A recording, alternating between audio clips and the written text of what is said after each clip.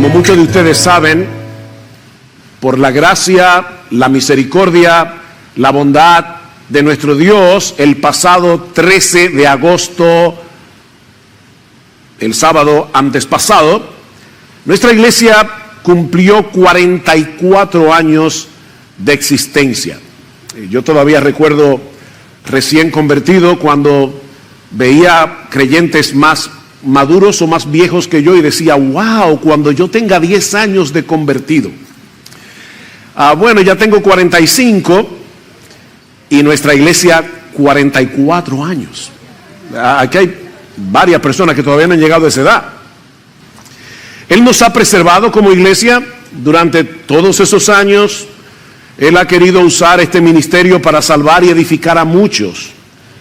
Y no debido a nosotros, sino a pesar de nosotros. Damos muchas gracias al Señor por cada una de las piedras vivas que componen este edificio espiritual, esta casa de Dios que Él ha levantado aquí. Hombres y mujeres redimidos por el Señor que han puesto sus dones al servicio del pueblo de Dios en esta iglesia local, para llevar a cabo la obra que nuestro Salvador, la cabeza de la iglesia, nos ha encomendado. Esos 44 años han sido una aventura de fe. Una aventura en la que hemos visto la mano de Dios guardando, guiando, protegiendo, preservando esta iglesia, incluso cuando hemos tenido que atravesar por momentos sumamente difíciles. Pero mis hermanos y hermanas, no podemos quedarnos mirando hacia el pasado con nostalgia. No es necesario ahora que nos enfoquemos en nuestro presente y nuestro futuro, con la expectativa de que los años que nos restan hasta la venida de nuestro Señor Jesucristo sean 1000 veces más fructíferos de lo que han sido hasta ahora. Y el pasaje que nosotros vamos a considerar en esta mañana, en la providencia del Señor, yo no planifiqué para que Primera Tesalonicenses 1:6 al 10 coincidieran con nuestro aniversario, pero este pasaje en la primera carta de Pablo a los tesalonicenses nos ayuda a ver en términos concretos lo que eso significa. ¿Qué significa ser una iglesia verdaderamente fructífera? Una iglesia que pueda ser un ejemplo para otras iglesias. A pesar de que esta era una iglesia joven, mayormente compuesta por recién convertidos, Pablo les dice en el versículo 7 que ellos habían llegado a ser un ejemplo para todos los creyentes en Macedonia y en Acaya. Es decir, prácticamente en toda Grecia. Eso es lo que cubría estas dos regiones, el norte y el sur de Grecia. Ahora, es importante señalar que esta es la única vez en todo el Nuevo Testamento que se dice de una iglesia que ha venido a ser ejemplo para otras iglesias. Pablo, ni Pedro, ni ninguno de los otros apóstoles dicen eso de alguna otra iglesia del primer siglo, solo de Tesalónica. Por supuesto, eso no significa que aparte de Tesalónica no hubiera iglesias fieles durante el primer siglo, porque sí las había. Pero mis hermanos, solo de la iglesia en Tesalónica se dice explícitamente que vino a ser un ejemplo digno de ser imitado.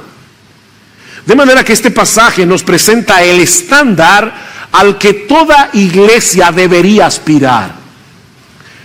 Nosotros, Iglesia Bíblica del Señor Jesucristo aquí en República Dominicana, deberíamos anhelar que se diga de nosotros como iglesia lo que Pablo dice de los creyentes en Tesalónica. Si tú amas tu iglesia local, y déjame decirte que debes amar tu iglesia local, porque la iglesia es la esposa del Cordero, la iglesia es la niña de los ojos de Jesús, así que debemos amar la iglesia. Tú deberías anhelar de todo corazón que iglesia bíblica del Señor Jesucristo sea un modelo, sea una iglesia digna de ser imitada.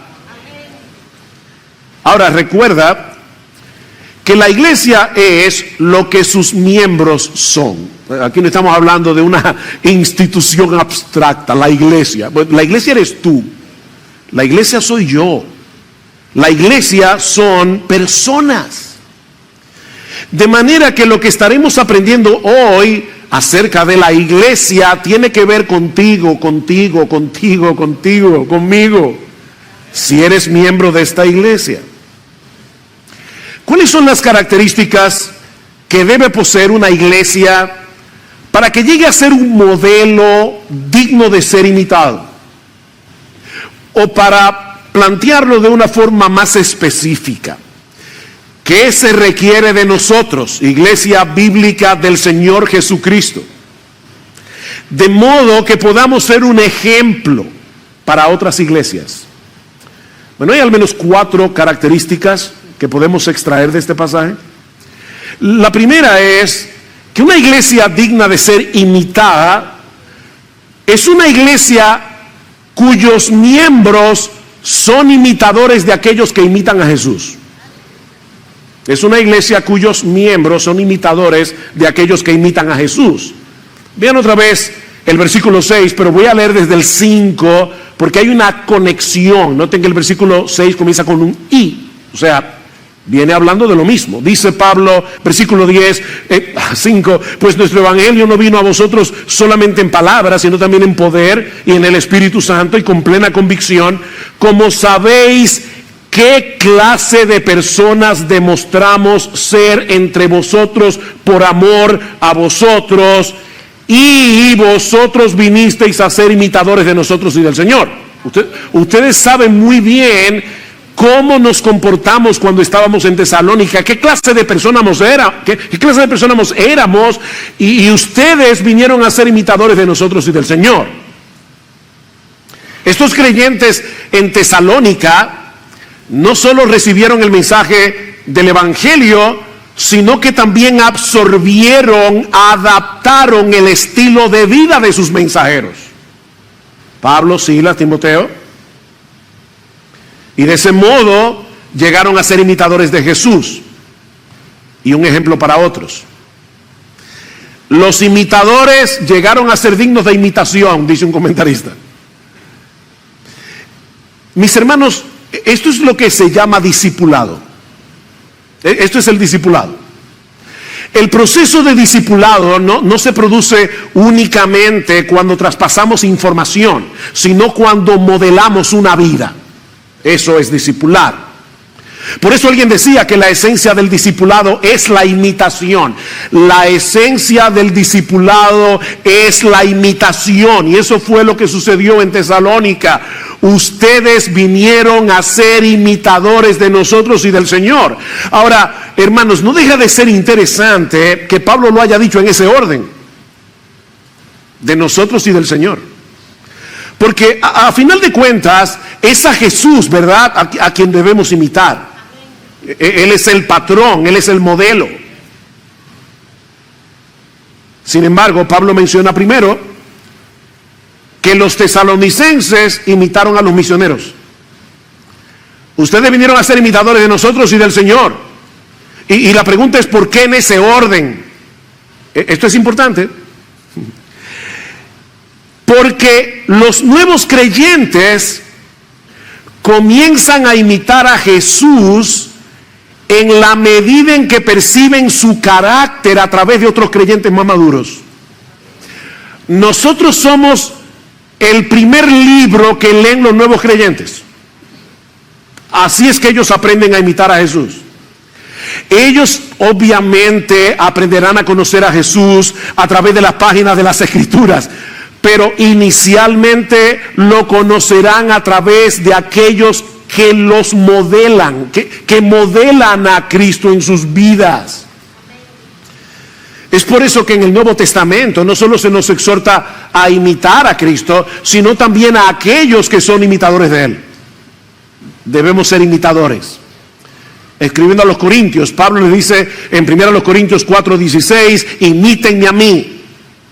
Y más adelante en el capítulo 11, versículo 1, sed imitadores de mí, así como yo de Cristo. El modelo por excelencia que debemos imitar es la persona de Jesús. Él es el patrón. Pero Pablo había ejemplificado delante de estos creyentes la persona y el carácter de Cristo, y por eso los exhorta: imítenme a mí, porque yo le estoy imitando a Él. Imítenme a mí. Y hermanos, Pablo no era un superhombre. Era hombre, sujeto a pasiones iguales que las tuyas y las mías,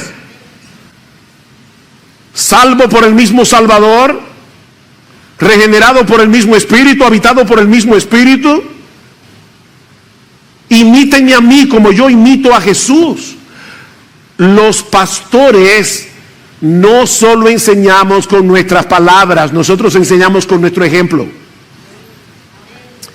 Escribiendo a Timoteo, Pablo le dice, 4:12, 1 Timoteo, ninguno tenga en poco tu juventud, sino sé ejemplo de los creyentes en palabra, conducta, amor, espíritu, fe y pureza. Y a Tito le ordena exhortar a los jóvenes a que sean prudentes, presentándote tú en todo como ejemplo de buenas obras.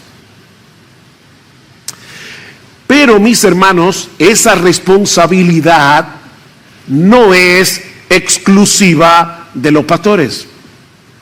Esa es tu responsabilidad y la mía, la de todos. Escribiendo a los filipenses, Pablo les dice, Filipenses 3:17, hermanos, sed imitadores de mí y mirad a los que así se conducen según el ejemplo que tenéis en nosotros. Ellos debían imitar a Pablo, pero también a aquellos que imitaban a Pablo como él imitaba a Jesús. Esto es una cadena. Esta es la cadena de discipulado. Recuerden, la esencia del discipulado es la imitación.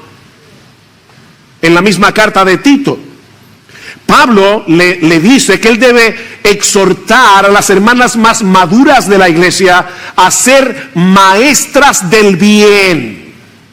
Y luego dice que enseñen a las más jóvenes, y la idea de esta palabra enseñar allí es enseñar no solo con las palabras, sino principalmente con el ejemplo. Hermana de IBCJ, tú eres una maestra del bien, debes ser una maestra del bien, que enseñen a las más jóvenes, escuchen que, a amar a sus maridos y a sus hijos. Cuando las hermanas más jóvenes te ven a ti, deben aprender de ti a amar a su marido y a sus hijos, a ser prudentes, castas, puras, santas, inocentes, en pensamiento, en acciones, en toda su vida.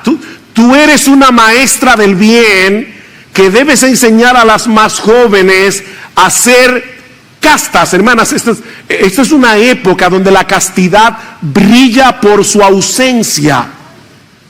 Y yo te pregunto, ¿alguna vez cuando tú escoges tu ropa, tú piensas en el hecho de que si todas las hermanas de la iglesia se visten como tú, estarían modelando la pureza y la santidad del Señor Jesucristo?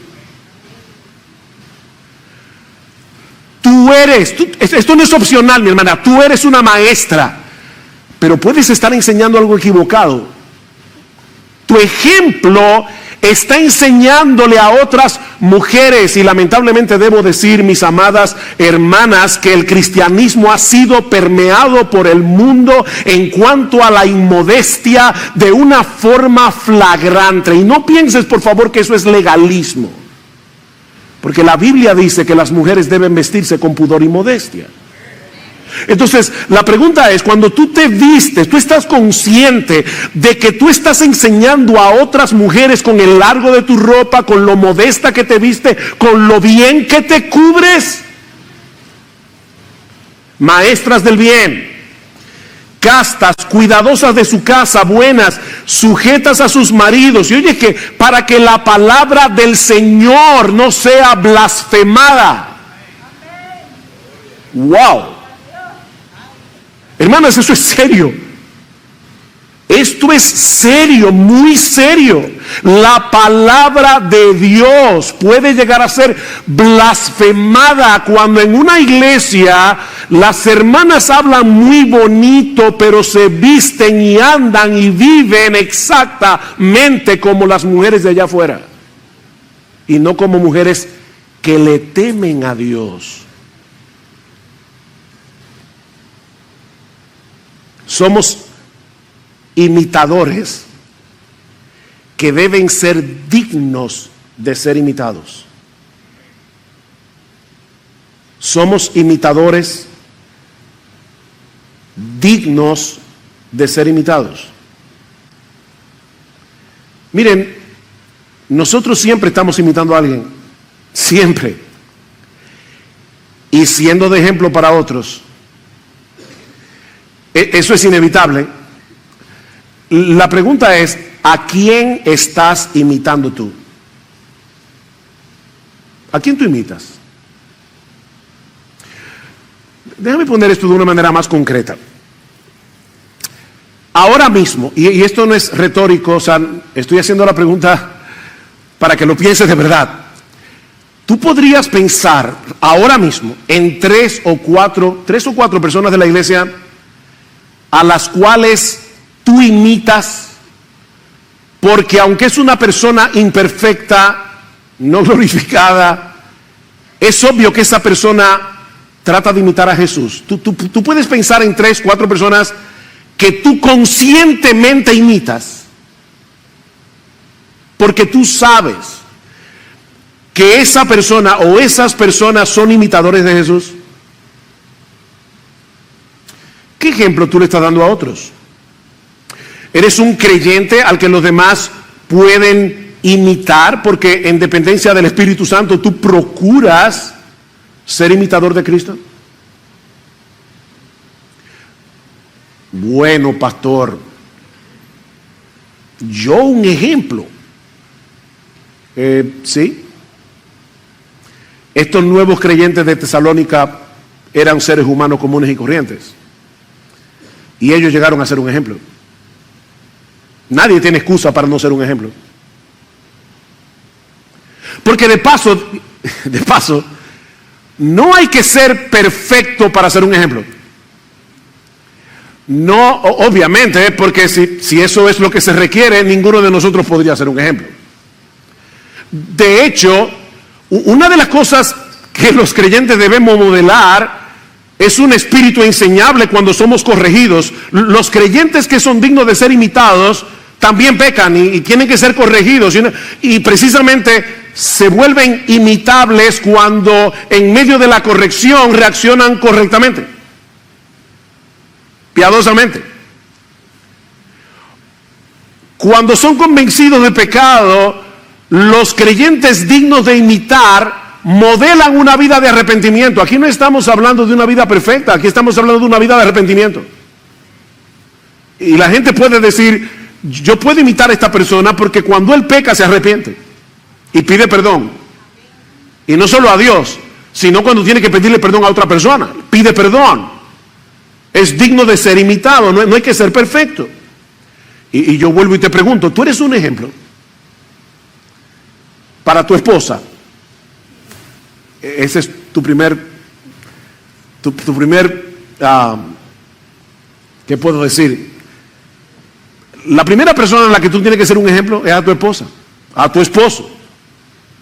¿Eres un ejemplo? ¿Eres un ejemplo para tus hijos? Nosotros estamos todo el tiempo modelando algo delante de nuestros hijos, nuestro amor por el Señor, nuestro amor por su palabra, nuestro amor por la iglesia. Tú eres un ejemplo. Si todos los creyentes de esta iglesia te imitaran a ti, ¿cómo sería esta iglesia?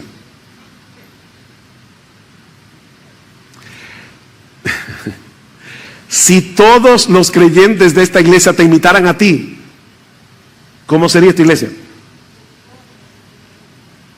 Ahora, noten que Pablo es bien específico en nuestro texto en las cosas que estos creyentes imitaron de los misioneros y por ende de Jesús. Pablo menciona por lo menos 3 cosas. En primer lugar, en la forma como recibieron la palabra. Dice en el versículo 6, y vosotros vinisteis a ser imitadores de nosotros y del Señor, habiendo recibido la palabra. Habiendo recibido la palabra. Recibir la palabra es mucho más que un mero conocimiento intelectual. Eso es mucho más que al almacenar conocimiento bíblico, almacenar conocimiento teológico. No, recibir la palabra es aceptarla como lo que es, la palabra inspirada de Dios. Esta es la palabra de Dios. Y por lo tanto, es este libro y no ningún otro el que debe modelar nuestras creencias, el que debe modelar nuestra cosmovisión, el que debe moldear nuestra conducta. Este libro, porque es la palabra de Dios.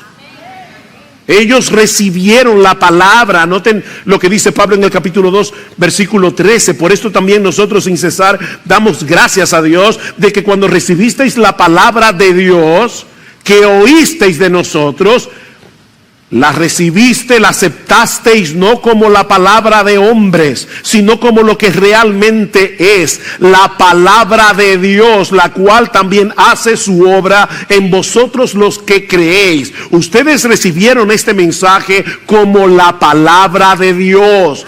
Estos hombres y mujeres en Tesalónica aprendieron de Pablo y de su equipo misionero a ser imitadores de Jesús en la importancia suprema que Jesús le daba a la Biblia. ¿Oyeron eso? Que Jesús le daba la Escritura. Él era el Hijo de Dios. Sin embargo, ¿cómo se defendió Jesús? Perdón. ¿Cómo se defendió Jesús en el monte de la tentación? Lo que Cristo dijera en el monte de la tentación hubiera sido palabra de Dios, porque Él es Dios encarnado. Pero ¿cómo se defendió? Escrito está, escrito está, escrito está, citando Deuteronomio. Cristo usó la Escritura para defenderse de los ataques del maligno. Escrito está. O sea, en la mente del Señor era imposible pensar que este libro fuera quebrantado. Si está escrito, no hay nada más que hablar. A la ley, al testimonio. A la ley, al testimonio. Como dice Pablo en Romanos capítulo 3, versículo 4. Sea Dios veraz y todo hombre mentiroso.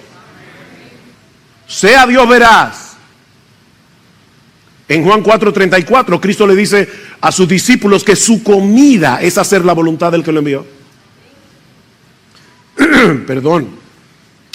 Mi comida es hacer la voluntad del que me envió. El hombre de Dios, perdón, el Hijo de Dios encarnado, Jesús, tomaba en serio la palabra de Dios. No busco mi voluntad, Juan 5:20, sino la voluntad del que me envió. ¿Y dónde conocía Jesús? ¿De dónde extraía Jesús la voluntad de Dios? Del mismo lugar que tú y que yo, de este libro. Los creyentes que modelan a Cristo aman la palabra, la toman muy en serio. Y yo vuelvo y te pregunto, ¿percibe tu esposa, tu esposo, tus hijos, los demás creyentes de esta iglesia, que para ti las Escrituras es supremamente importante? Que tú amas la palabra de Dios. ¿Es la Biblia el tribunal supremo que pasa juicio sobre tus creencias, que pasa juicio sobre tu cosmovisión, que pasa juicio sobre tu conducta? ¿O eres tú uno de esos creyentes que vienen a la iglesia con el espíritu de escuchar la predicación pensando eso no es tan así?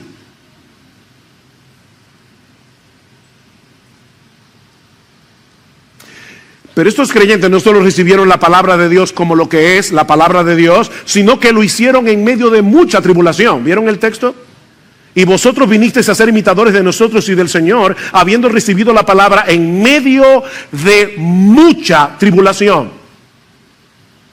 Ellos aprendieron de Pablo y de Silas y de Timoteo a ser imitadores de Jesús en el sufrimiento que trae consigo hacer la voluntad de Dios, tomar la Biblia en serio en un mundo que todo lo distorsiona. Donde a lo bueno llaman malo y a lo malo llaman bueno. Lean el libro de los Hechos, sobre todo los capítulos 16 y 17, donde Lucas narra el inicio de la obra evangelizadora en Europa, y ustedes verán el alto precio que Pablo y su equipo tuvieron que pagar por predicar la palabra en un medio sumamente hostil. Y los tesalonicenses lo sabían, porque de hecho pasó en su ciudad. Pablo estaba preso junto con Silas en la cárcel de Filipos, ¿y qué hacían? Cantaban himnos al Señor.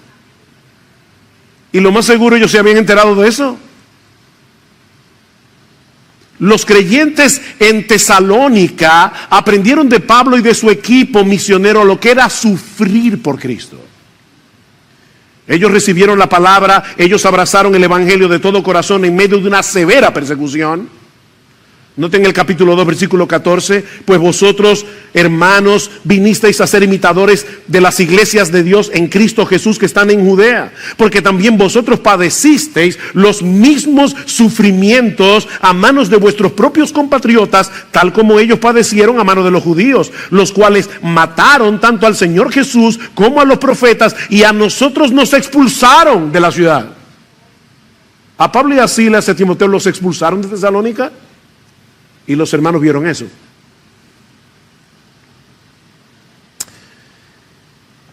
Hermanos, el gozo en el sufrimiento no es natural. Esta no es la alegría que experimentamos cuando todo nos está saliendo bien. No, este gozo es un fruto del Espíritu. ¿Recuerdan Gálatas 5? El fruto del Espíritu es amor, gozo, paz, paciencia, benignidad. Esto es sobrenatural. Esto lo produce el Espíritu de Dios. Estos creyentes fueron discipulados para el sufrimiento. Para el sufrimiento. Por medio del ejemplo de Pablo, Silas y Timoteo. Escribiendo a los Corintios, Pablo menciona el ejemplo de las iglesias de Macedonia, entre las cuales obviamente estaba Tesalónica, que en grande prueba de tribulación, la abundancia de su gozo y su profunda pobreza abundaron en riquezas de su generosidad. Mira, mi hermano, no hay que ser rico para dar, no hay que ser rico para amar, no hay que ser rico para hospedar, no hay que ser rico para hacer el bien. Estos hermanos eran pobres.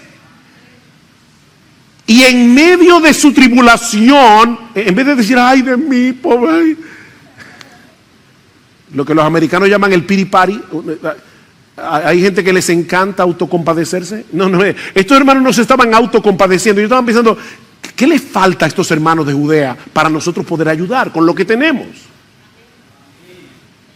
Abundaron en generosidad. Ser imitadores de Jesús implica experimentar ese gozo sobrenatural del Espíritu Santo. Porque Jesús lo experimentó. Dice un salmo que él fue ungido con óleo de alegría. ¿Tú te imaginas a Jesús como alguien alegre? ¿O te lo imaginas como alguien, déjame ponerlo, con cara de busto de Beethoven? ¿Ustedes han visto a Beethoven? Que siempre estaba como malhumorado. ¿Ustedes se imaginan a Jesús así? Porque eso no es lo que la Biblia dice. Por el gozo puesto delante de él sufrió la cruz. Hablando de Cristo. Por el gozo puesto delante de él sufrió la cruz. Él experimentó gozo en medio del sufrimiento. Y los apóstoles aprendieron eso de Jesús. ¿Ustedes recuerdan cuando fueron encarcelados por predicar la palabra en la sinagoga, el concilio los encarceló, y dice en el versículo 41 del capítulo 5 de Hechos, oigan esto, que después de ser azotados, ellos salieron de la presencia del concilio gozosos de haber sido tenidos por dignos de padecer afrenta por causa del nombre.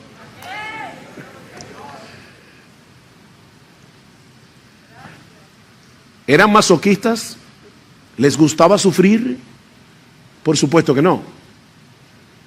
A ellos les dolían los golpes, igual que a ti y que a mí. No, a ellos no les gustaba sufrir. Ellos se gozaban en poder mostrar a los ojos del mundo que Cristo es tan precioso, tan valioso, tan excelso, que todo lo que tengamos que padecer por su causa, bien vale la pena. Ese es el gozo. Bien vale la pena. ¿Alguna vez tú has pensado que tu sufrimiento por causa de Cristo es una oportunidad que Dios te está dando para mostrarle a todo el que te rodea que Jesús es precioso? Tan precioso que vale la pena sufrir por Él. Es una oportunidad. Alguien decía, me encantó esta frase, que el gozo del creyente es la bandera que ondea el castillo de nuestro corazón y que anuncia que el Rey está hoy sentado en su trono. Eso es el gozo del creyente.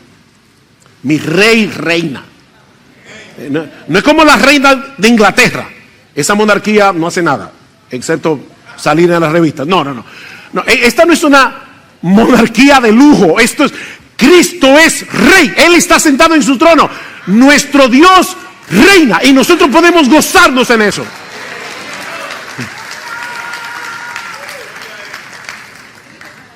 En medio del sufrimiento nos gozamos, porque sabemos que no existe un Rey más bueno, sabemos que no existe un Rey más poderoso, sabemos que no existe un Rey más sabio que el nuestro, y que al final nosotros compartiremos su victoria y su trono. Gózate. Y ahora yo te pregunto otra vez.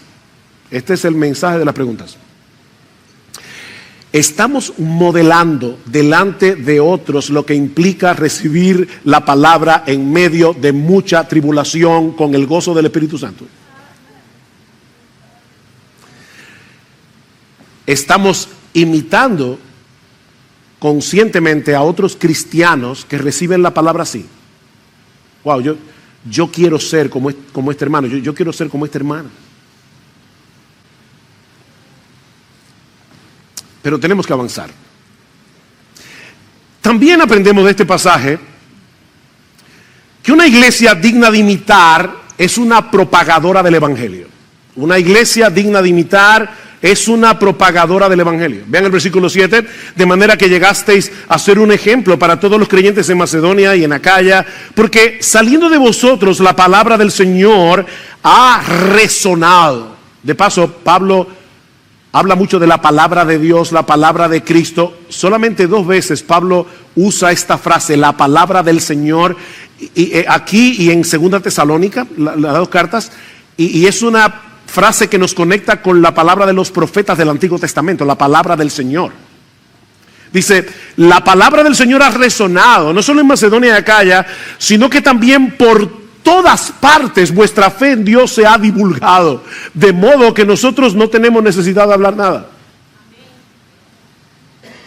La palabra griega que se traduce como resonar, puede ser traducida también como retumbar o resonar muy intensamente. Es una palabra interesante porque está emparentada con el término griego de donde viene nuestra palabra eco.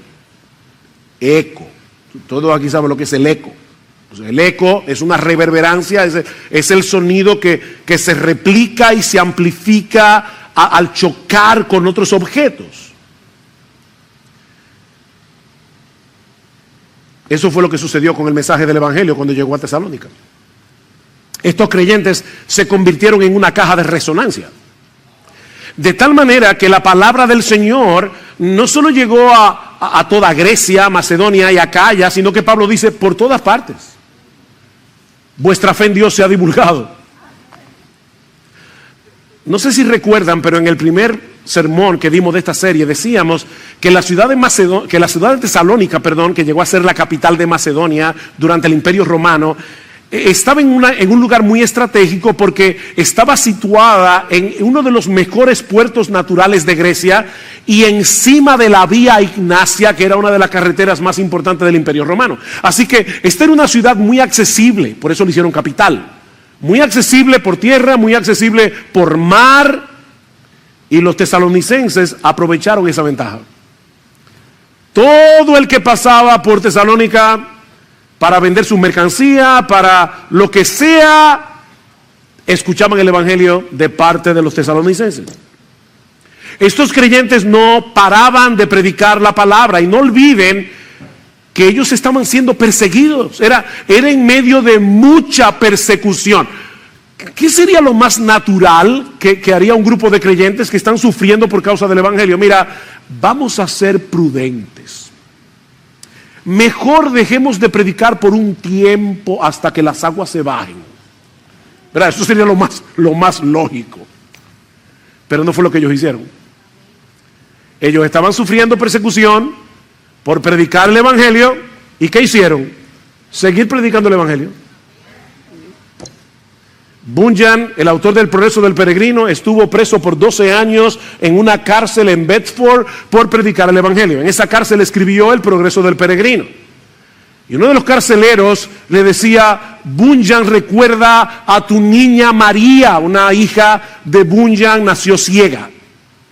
Y le decía: tu familia está sufriendo porque tú estás aquí en la cárcel. Lo único que tienes que prometer, y te sacamos de inmediato, es que vas a dejar de predicar. Y él decía: si me sacan de aquí, vuelvo a predicar. 12 años preso. Eso fue lo que hicieron los hermanos de Tesalónica. Ahora, ¿de dónde aprendieron ellos eso? De Pablo y de su equipo. ¿Ven otra vez la cadena de discipulado?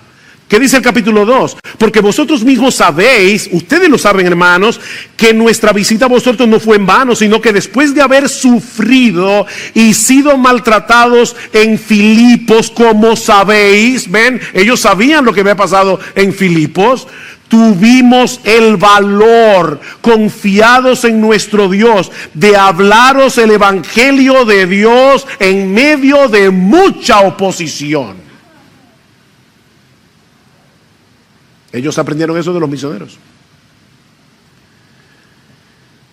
No había persecución que pudiera frenar a Pablo, y los tesalonicenses lo imitaron en eso.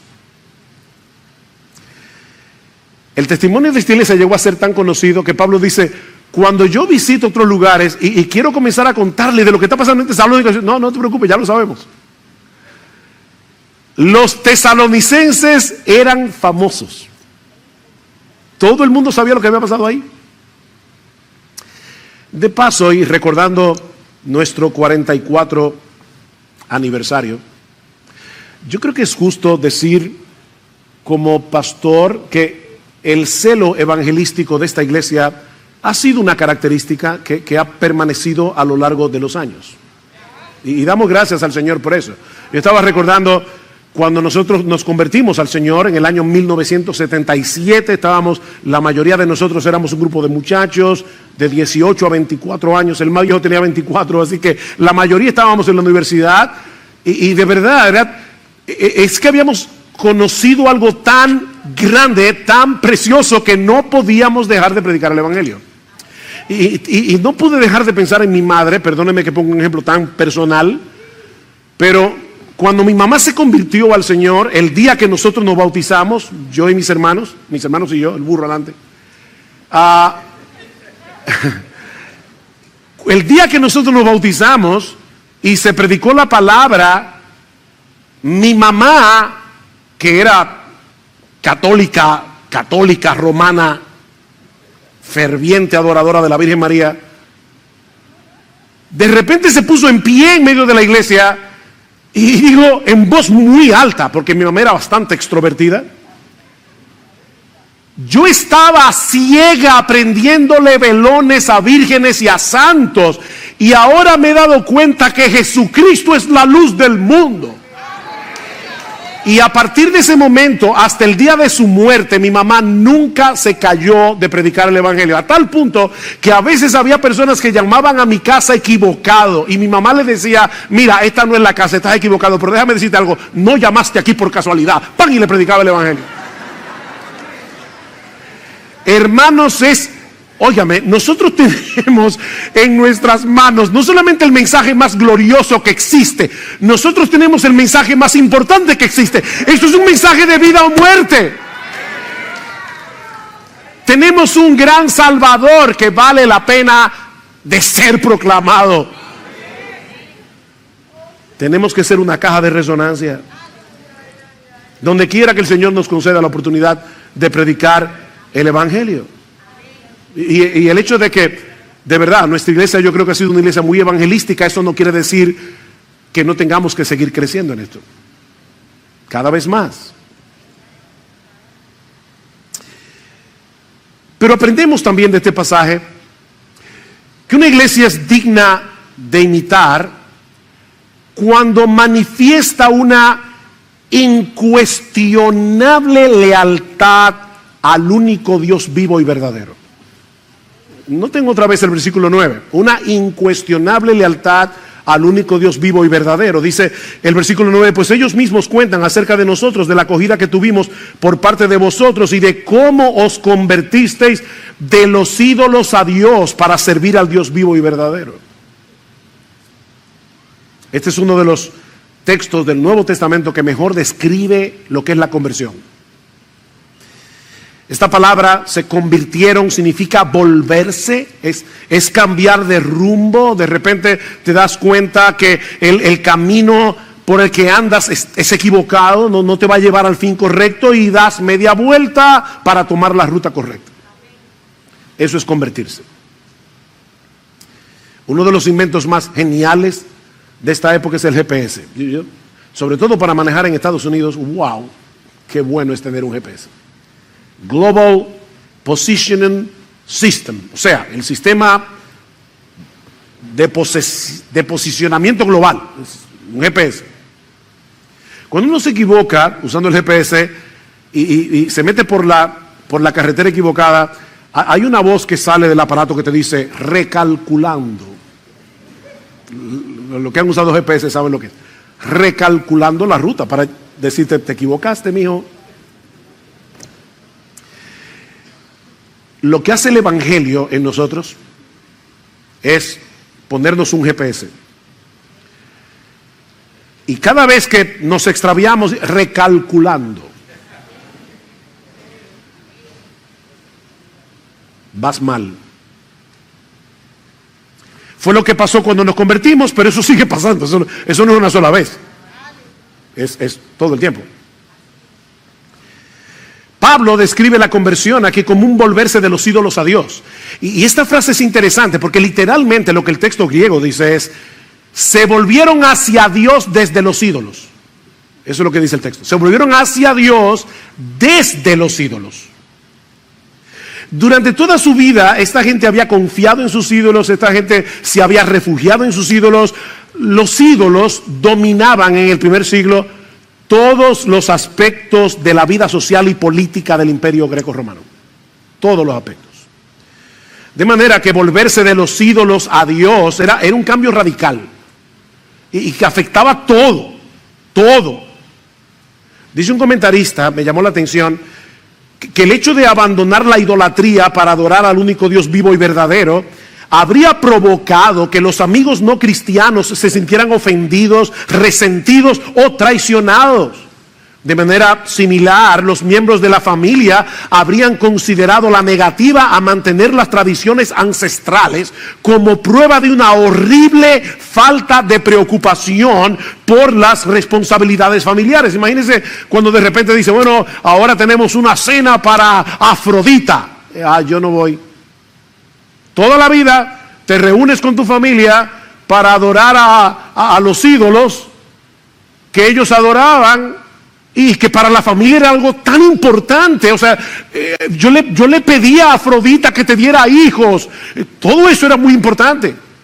Y de repente el creyente dice, lo siento mucho, yo no voy a esa cena. Ven el punto, están traicionando la familia, los valores de la familia.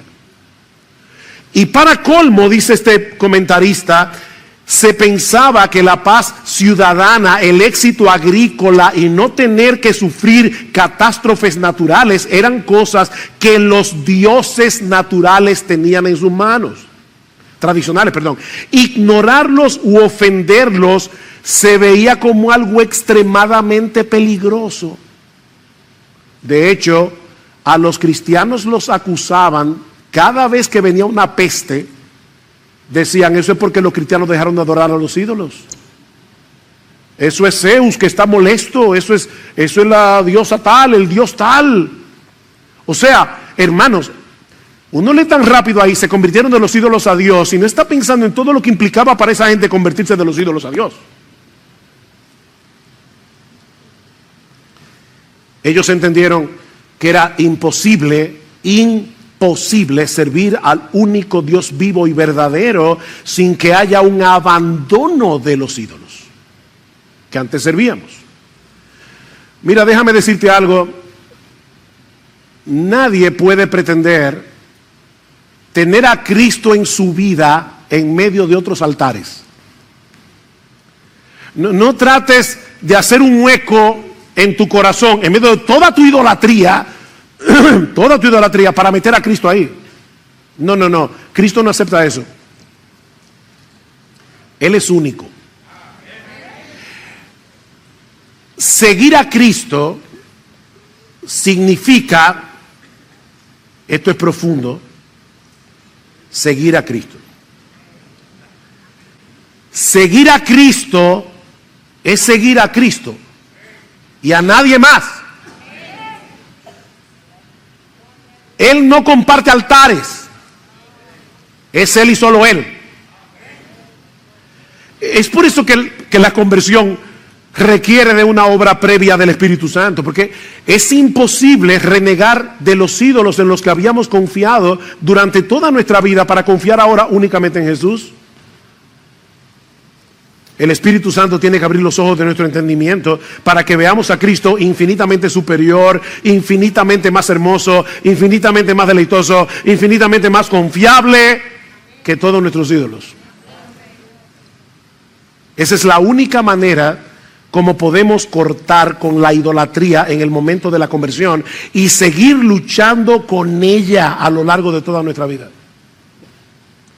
Debemos mantenernos contemplando la hermosura, la gloria, el poder, la confiabilidad de nuestro Señor Jesucristo. ¿Qué dice Juan al final de su primera carta? Que los creyentes sabemos que el Hijo de Dios ha venido y nos ha dado entendimiento para conocer al que es verdadero, y estamos en el verdadero, en su Hijo Jesucristo. Este es el verdadero Dios y la vida eterna. Y ahí mismo dice, hijitos, guardaos de los ídolos. ¿Ven? A creyentes, guárdense de los ídolos. ¿Y cuál es la única manera? Recordar que Jesucristo es el Dios vivo y verdadero, el único. Mis hermanos, si nuestro Dios es el único Dios vivo y verdadero, eso significa que todos los otros dioses están muertos y son una ilusión. Todos los otros dioses. Y por favor, no pienses en la idolatría en términos de una estatua, de un cuadro. No, decía alguien que nuestros ídolos son aquellas cosas con las que contamos para hacer nuestras vidas significativas. Son aquellas cosas de las cuales decimos, yo necesito eso para ser feliz. O si yo no tengo eso, mi vida no vale nada ni significa nada. Ese es tu ídolo. Puede ser la fama, el dinero, el esposo, la esposa, los hijos, los amigos, el entretenimiento, la música, el deporte.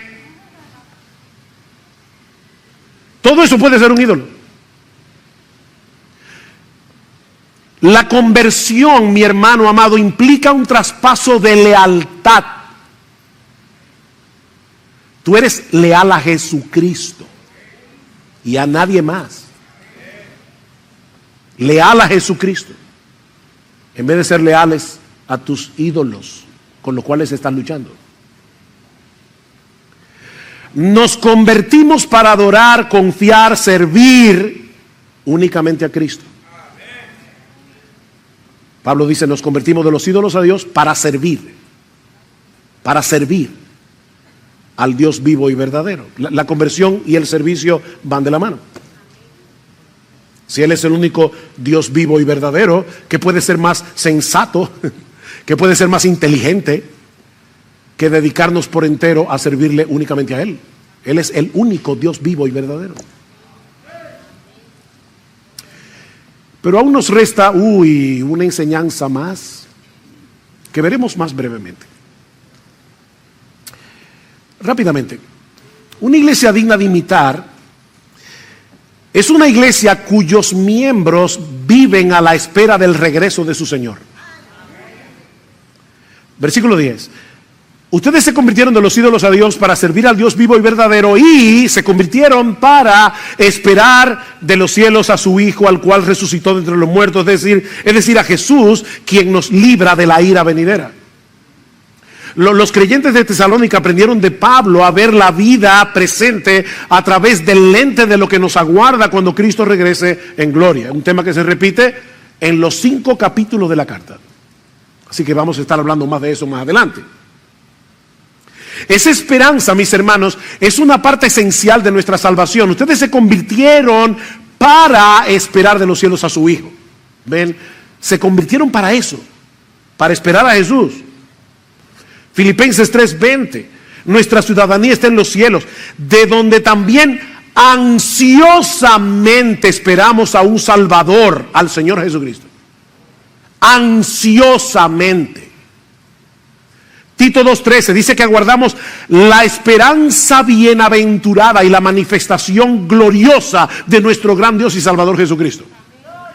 Hebreos 9:28, el autor de la carta dice que Cristo aparecerá por segunda vez para salvación de los que ansiosamente lo esperan. El verdadero creyente vive a la espera del regreso de su Señor. Ese es nuestro consuelo. Esa es nuestra motivación para perseverar en medio del sufrimiento. Eso es lo que nos motiva a seguir sirviendo sacrificialmente. No tenemos esperanza en lo que pueda pasar en este mundo. Vivimos a la espera del regreso de Jesús, que murió y resucitó y nos libra de la ira venidera. Y mi amigo, si tú estás aquí en esta mañana, no escuches la palabra ira como una rabia de Dios. No, Dios no tiene rabia. La ira de Dios es la justa indignación de Dios contra el pecado, que lo lleva a castigar al pecador. Dios es perfecto.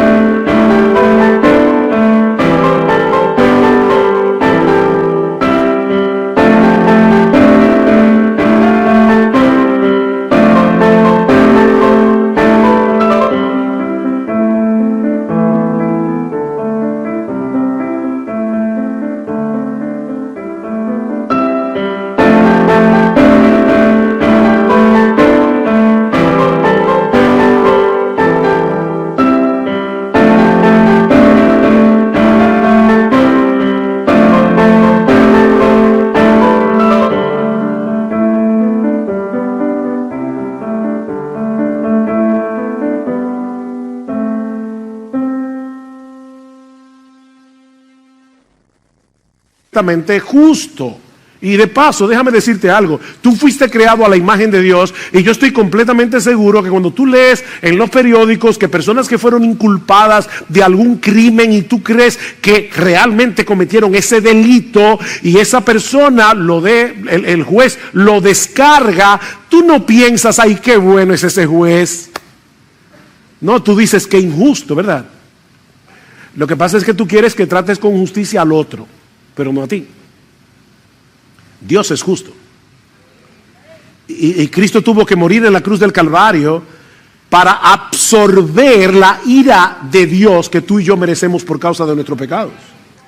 Así es que Cristo nos libra de la ira venidera.